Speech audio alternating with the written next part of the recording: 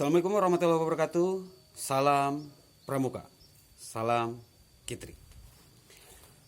Penggolongan usia di Pramuka, yang pertama ada siaga. Siaga itu usia 7 sampai 10 tahun.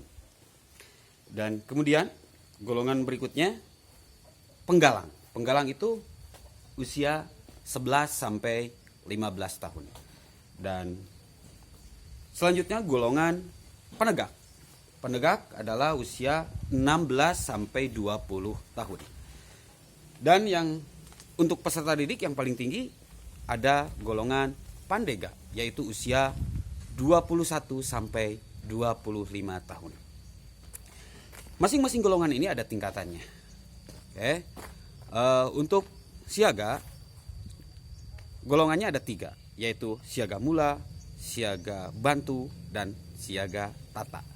Di penggalang juga sama, ada 3, penggalang ramu, penggalang rakit, dan penggalang terap. Di penegak ada 2, yaitu penegak bantara dan penegak laksana. Kalau di pandega hanya 1 pandega saja. Di setiap golongan ini ada yang disebut Pramuka Garuda.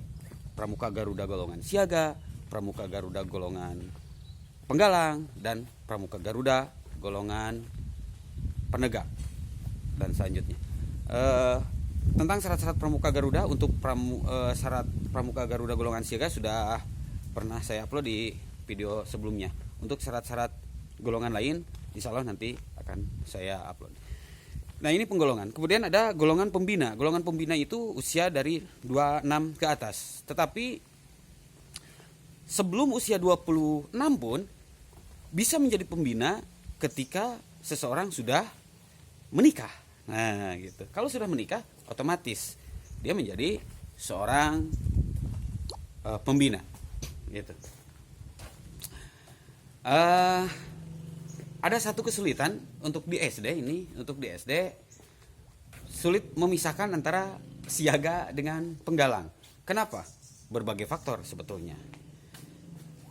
Pengalaman saya yang saya alami, kesulitannya itu diantaranya karena jumlah siswa.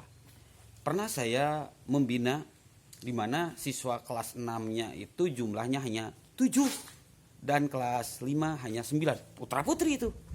Nah, ketika dipisahkan penggalang, ya putra misalnya kelas 6 waktu itu kalau nggak salah 3, kelas 5-nya cuma sama 3, kan baru 6. Itu pun di istilahnya tidak semuanya benar-benar minat pramuka itu.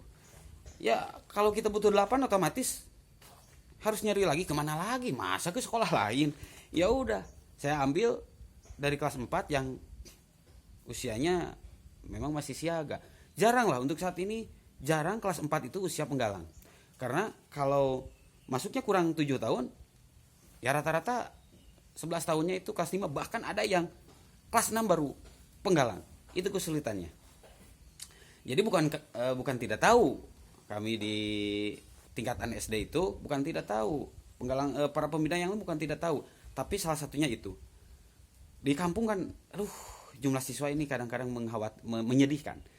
Kemudian selain masalah usia, juga ya karena minat tadi. Kelas 5, kelas 6 yang sudah usia penggalang susah untuk diajaknya. Atau kendalanya misalnya karena orang tua tidak mengizinkan, atau masalah ekonomi, masalah apalah, banyak hal. Nah, itu kesulitan-kesulitan kami di tingkat bawah. Kemudian di penegak juga saya pernah ini membina di penegak lama dulu. Ya ini juga menjadi kendala. Karena masuk di kelas 10 itu banyak yang usianya masih penggalang. Nah, ketika penerimaan tamu ambalan PTA, ya bingung. Masa ini gak usah ikut lah kamu. Nah, kadang-kadang kan itu menjadi penutup dari kegiatan MOPD.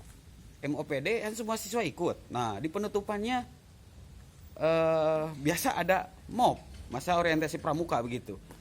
Ya kalau tidak diikutkan gimana ya? Bikin kegiatan lagi, biaya lagi. Nah itu Susahnya di situ. Mohon maaf nih, bukan tidak tahu kami ini.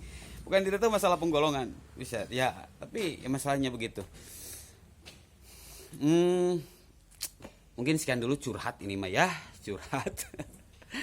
Curhat, mohon maaf kalau misalnya kurang setuju dengan apa yang saya curhatkan ini, tapi ini memang benar-benar kenyataan di Pelemburan.